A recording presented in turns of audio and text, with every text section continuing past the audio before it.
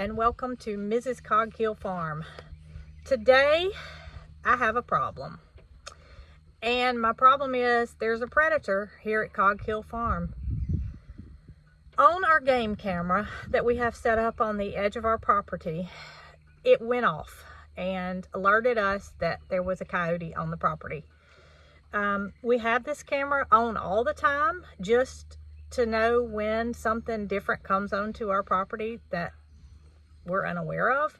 There's no way that we can be in all places at all times, so that camera stays on, and a coyote came on our property. So all of our beloved animals can be in danger when that happens. So I have called in a nuisance wildlife control operator for the state of Alabama, my friend Catherine, who is from G&G Farms, and she lives right down the road from us. How convenient. But Catherine is experienced in trapping this type of predator and relocating it, or, well, you can't, I don't think you can actually relocate it. You have to set it free on your property. But to scare it enough to hopefully not come back to this property. She's going to tell you more about what she does, but I just wanted to let you guys know what's going to be happening today before she gets here. So when she gets here, I'm going to go over and let her explain to you what she plans to do and how we plan to get rid of this predator at Cog Hill Farm. Okay, so my friend Catherine has arrived, and she is going to teach me as well as you guys how to set a humane trap that will hopefully deter this predator from coming back to our property. We are going to attempt to scare the predators away in a sense that they will know that this is not somewhere they want to be.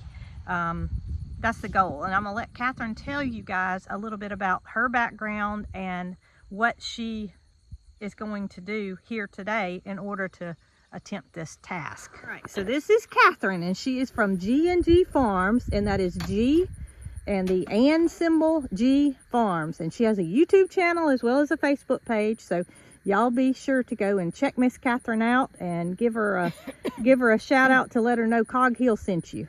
So Miss Catherine, tell us a little bit about what you plan to do today. So I am a nuisance wildlife control operator for the state, or licensed through the state, and through the state of Alabama, right? The state of Alabama. Okay. Yes. And what I do is I trap nuisance wildlife. When they become a nuisance, I trap them.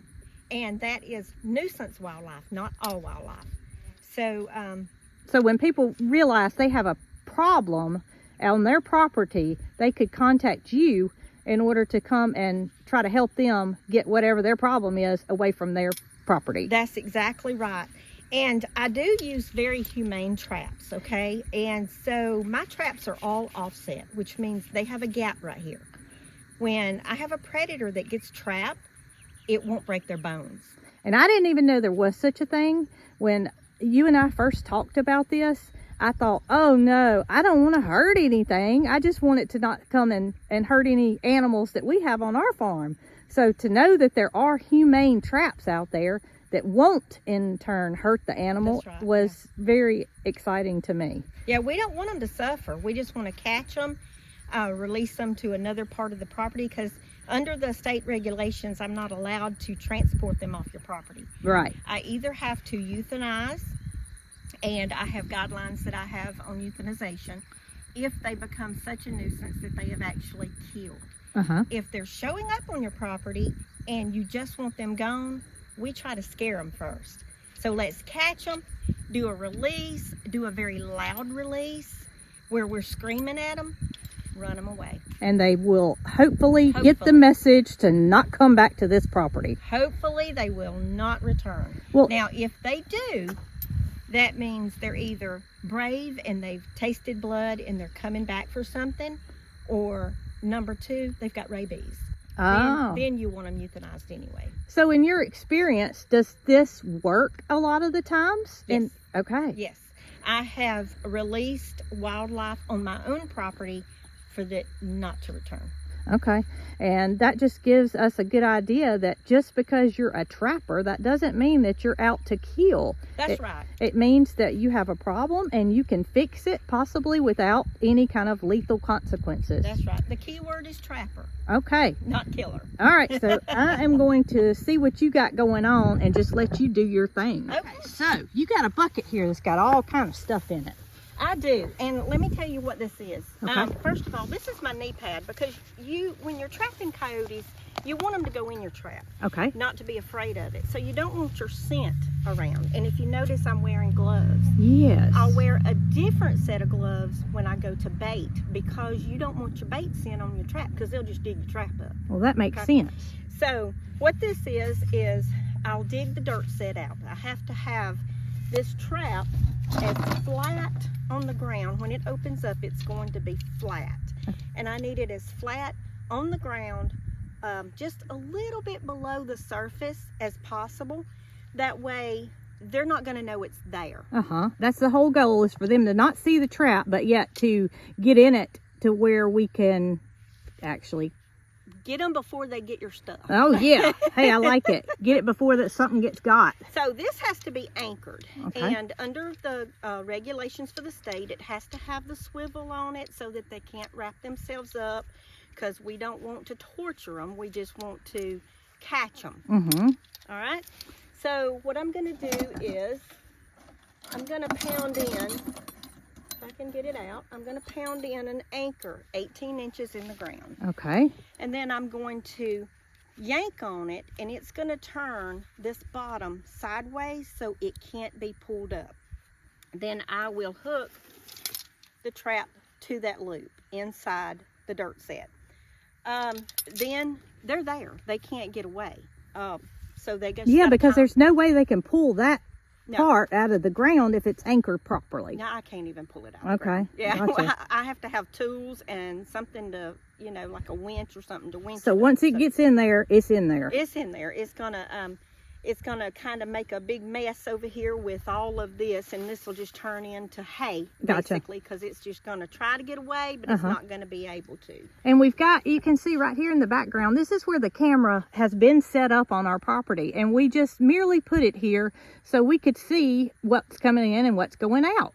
And after catching this coyote on camera, knowing that we have a predator here on the property, we don't want to take a chance of it getting close to our animal. So the best solution is to go ahead and set this trap up, and hopefully it's frequenting this area if it's coming back. Yeah, it could be just a visitor because, it depends on how many nights in a row you catch it on camera. If you catch it once, it may have been a visitor and may never come back. Gotcha. If it does, we want to stop it from coming back. That's right. Okay. So I'm going to go ahead and get something set up here. Well, I tell you what, we hadn't had rain here in Alabama in quite a few. Did you know that it's supposed to be 103 next week? I did not know that. 103. We're looking at the GFS model now. And that sounded like a piece of concrete, didn't it? I think it is. Huh. Well, we're in June, as you guys know, and Alabama hot is already here. Oh, so yeah, it's here. That leads me to believe that we're in for a long summer. I think we are. And they said that the GFS model is exactly that. It's a model. And what they said about it is, it depends on the amount of rain we get in the next couple of days. I gotcha. If we get enough rain, it won't happen. The temps will stay in the 90s. If we don't get enough rain, then... Well, let's all do a rain dance then, right? Yeah, I can rain dance. Okay, I good. danced with the Indians. You did. I saw that on your last video when you went to your trip to Gatlinburg. Yep. And if you guys check Catherine out, you'll see that Miss Catherine had a little bear incident. Oh, yeah. And never get out of the car with a mama bear with cubs. I have never physically seen a bear. And I don't know that I guess I would like to from a distance. But Catherine had a little close encounter with a bear. A little too close. I was shaking when I got back. I bet you were. Well, the ground's not nearly as hard as I thought it was going to be. And it's going to be good dirt because I've got to put dirt back in. So it's going to be good dirt. Well, hey, at least it's early in the morning and we're not up into the heat of the day while we're setting this trap. Now, do you think there's a possibility we could catch something tonight, or is this something that's going to be an ongoing process as far as... Well, I have caught them on the first night, and then I've caught them 4 or 5 days later. So it's just a wait and see kind of... And a lot of times coyotes are so smart. When they come upon this, and what we're going to do is we're going to dig a hole at an angle at the end of this trap. That's where we're going to put our bait and our scents and our lures. So sometimes a coyote will come and he will check the trap, which means you'll see footprints around the edge. He's checking it. He'll come back and check it the next night. If the scent has not changed or nothing's changed about that dirt set, on the third night, he comes back to get the bait. I gotcha. But they like to check you. Okay. So they're just very smart creatures. I always thought of foxes as being a very smart creature, which I know they are. But coyotes, I've never gave credit. So... coyotes are probably smarter than a fox. Really? Yes. And I bet most of you guys that are watching didn't realize that as well, because I just always thought, you know, if you got a coyote, that's something you can take care of fairly easy. No, but they're very smart. Very smart. Okay. So you're going to drive this stake down, hopefully. Okay, so Miss Catherine has this stake drove down in the ground about, would you say halfway? Yeah, there's 18 inches in the ground. Okay, and I asked her, I said, now, what do? Do you just leave the stake in here? Because there's no way that you can get that stake back out. She said, oh, yes, easy. So why don't you show us how easy that stake is going to be to pull back? This. Uh-huh. Wow. And I'll pull it out. Because I was thinking, you know, you can't replace that stake every time you set a new trap. Nope. And nope, no worries. So you just pull the stake back out and your snare's in the ground, right? Right. And it's not coming out. And then I pull on it just to be sure and get it lodged good. And then I just kind of feel that in. So the point of that wire being in the ground is so the trap will not go away with the animal. That's right. When they get in it. Because otherwise you'd have a wild animal running around with a trap on its leg. Now, what I do is I'm going to go ahead and set the trap. I've already tested it at home. Okay. And I don't have upper body strength, so I use my feet to set traps. I know that's weird, but it works for me. Well, your legs are, I guess, in turn stronger than your hands. Oh, yeah. And now, have you ever had one go off on you? No, because let me show you what I do. Get that out of there. Can you see from my hair? I can. Okay. I'm going to pull this up, but I'm going to flip this over. Okay. See, there's no way it can close on me. Okay. And it's almost set. Now, So while it's a humane trap, it's very easy to use. oh, yeah. And safe. Safe, very safe. Okay, so I want you to, it's safe for humans because first of all, when you set it at night, you need to be able to, if you're working at night, I don't like to work at night. And I'm going to put this up here a little closer, lean on it. So I want you to listen to it. Wow. Now it's set. That's super quiet. Yes. So it's set. It just gives you that little click to let you know it's set. And so I just go in here and hook it to that stake. Now, do you have to set the pressure of it to where... No, okay, so it's preset. It's preset, yeah. This is getting easier and easier. It's preset with those springs right there. Now they've got some that are 4-spring. Those are really just, I don't like to use them. It's hard to set. Gotcha. All right, now this is where the part that becomes dangerous if you get your hand in the way. Okay. So you flip the trigger on the back side. Flip it over the loader arms. Now, I have got to get this. Like I said, coyotes are smart. And this has to be perfect for them. Because they don't want anything to move when they step on it. So, I've got a trick. Let me go grab it.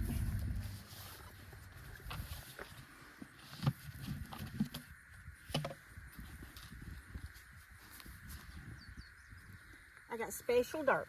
Oh.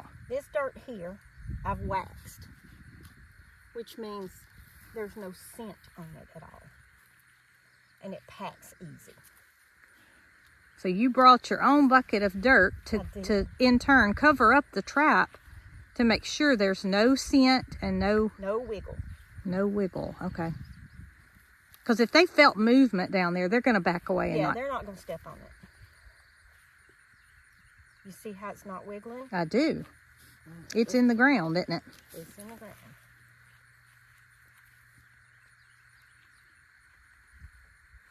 Sometimes that little loop wants to stand up straight. Is this something that you recommend contacting someone that does what you do rather than a homeowner trying to do it themselves? Well, you can be taught to do it yourself, but you can make your wildlife very, very smart if you make a mistake. So is there any type of website that people can go to find out if they have someone that does what you do in their area? Yes. Go to their state website. Ours is outdooralabama.com. Uh-huh. And there is a list of NUCOs. It's NWCO, Nuisance Wildlife Control Operators. Okay. And there's a list of them on there for their particular county. Okay, that's pretty cool. So each state should have something like the Outdoor Alabama website. Yes. Now that pan's not going to stay there, is it? No, this is a sifter. Okay. I'm actually just going to sift the dirt. I thought we were going to bake the coyote a cake. We are. We are. Wow, you already can't hardly see it there. It needs a little more dirt. And this is waxed dirt, so it's scent-free. Wow, that's amazing. You can't even see it's there. And I always thought that when people set traps that they were just sitting on the top of the ground. No, they've got to be hid. Coyotes don't like. Now, what's the probability we're going to catch a raccoon or? Well, they like these traps. I'm gonna be honest. We call them trap pluggers because they want to come plug your trap up when you're trying for a coyote. I gotcha. And then it takes a lot of work to get it reset, of course. No, actually reset is a lot better than fresh set. Really? Mm-hmm. Because that raccoon or bobcat or whatever triggers it. Yeah, it's left presence around. It's left body scent. It's left a lot. And that would be enticing to other animals to come? It's enticing to a coyote. Coyotes want to be the first to arrive on the scene for a kill. Really? So what this does right here is it mimics another animal has come and killed something and buried it. Oh, okay? So that's why you're digging the dirt out there. That's why I'm digging the dirt out. So this right here hole is where the bait is going to go. This is my dirt set hole. Okay. Okay. And I'm sorry, I'm sweating to death. I'm sweating too. I think we should have done this a little earlier. Yeah, it's like 150 out here right yes. now. So the coyote wants to be the first on the scene. He is a creature of easy prey. He wants everything easy and handed to him on a silver platter. So it's just convenience for him. So he comes along and he says, I smell something. Somebody has buried something and it's beginning to rot and I want some of it. Oh. And it's right on the edge of rot and right on the edge of being good fresh meat. So he's going to come along and he wants to come and get this. But he can't just get that out of there, out of that hole with his face. He's got to dig. So when he puts his paws here, we're going to catch him. We're going to catch him. Yeah. And we hope that he never comes back. Oh, yeah. We hope that when we turn him loose that he's so afraid and traumatized that he says, I don't want any more of Cog Hill Farm. That's right, because we certainly don't want him to get a taste of our chickens or our peacocks or turkeys, anything here on the farm. Once they taste blood, I'm not sure you could scare them hard enough. Well, you know, Jacqueline over at Head Family Farm, you helped her out with her predator issue. Yes. And I was concerned that whatever she had going on was going to in turn hurt her goats. Yeah, coyotes tend to like to eat goats instead of chickens. And I've got a goat, Capri, that is due to have babies any day. And I'm sure that coyotes are smart enough to know when there's a new baby around that's vulnerable, and they could get their little grubby mouths on it. They smell that, the afterbirth, they smell that quicker than they smell anything. And, I mean, you can hear them. If you sit on your porch or outside at night, you can hear them. They run in packs, and then they have 1 or 2 hunters that go out and find what they need, and if it's something they need to kill, he'll call to the other ones. Well, I'm aware that coyotes are here. We're obviously in the country, and I do hear them at night, off in the distance. You can hear them. It's a morbid sound, traveling in packs. But to have caught one on our property is a whole different ball game. Yes. So what we're going to do is I'm about to put the bait in the hole. Okay. So let me grab my bait. Okay. Hands inside these gloves. All right, so you're putting on a new pair of gloves. Yes. And that is because you're about to put the bait in the trap. In the hole. And you don't want that smart coyote to know that you're the same hands that set the trap. Right. So it's going to kind of give him a... Well, I don't want to get the bait on those gloves. Because next time I use them, they may put the bait scent on the trap, and then the coyote's going to dig it up. Would you use a different bait if you were after trapping something different? Yes. Okay. Coons have their own bait. Okay. Fox, you can use the same bait for fox, but I do have something a little bit different. But for coyote, I'm going to mix 2 of them. Okay. Well, actually, I'm going to mix 2 of them and then do a lure. Okay. Okay. This would be what I would use for fox and bobcat. Okay. This one is kind of everything, coyote, fox, and bobcat, but it works really well on coyote. So it's like an oil-based yucky mess. Now, this one has a smoky flavor or scent to it, and I'll let you smell it. It smells a lot better. I smell it. Do you smell it? I do smell it. And it does. Like smoky dog food. All right, so what I'm going to do with this one, and what little bit of, and you can see the prairie dog hairs in it. Huh. So while we don't have prairie dogs here in Alabama, right? We don't. No. That is something that they are attracted to, obviously. Oh, yes. Because it's kind of like a skunk or a groundhog or something to them. Put that one back in there. What's the weirdest thing you've ever trapped? I should have asked you that off camera, shouldn't I? Well, I think the funnest thing, because nothing's really weird because you get into small animals and stuff, but the funnest thing is bobcats. The funnest thing is bobcats. And you've got a video. Oh, yes. Where you... Oh, I smell it, Catherine. It stinks, I smell it. You've got a video where you caught a bobcat. Oh, yeah. And it was a mean one. Yeah, this one was really hard. Because I forgot I was standing too close to it. That is some stinky stuff now, right there. This right here is, you can see eyeballs and stuff in it. Oh, grody. This is like smelling roadkill. If we don't catch something tonight, I'm going to be really disappointed. No, this really should draw them in there. Now, I'm not going to just leave it at that. You're going to put a candle on top. I'm going to use some canine force. This is glandular type lure. All right. So now, this is lure. All right. So this has got like a lot of mixture in it of glands. And once you smell it, you cannot unsmell it. Okay. So this is taken from the glands of canine. It's called canine force. This says, hey, there's been another dog here. And I just drip it around. Just like that. That's all it takes. And that way the coyote knows, hey, yeah, there is something really good in there. Okay. Something else has buried it. Well, I smell it, and that's a familiar smell. Yes. If you have dogs, you've smelled that in the past. You have smelled that. So what I'm going to do here is I'm going to cover up.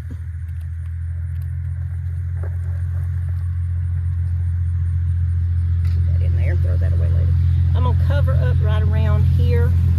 I got to make this look as natural as possible.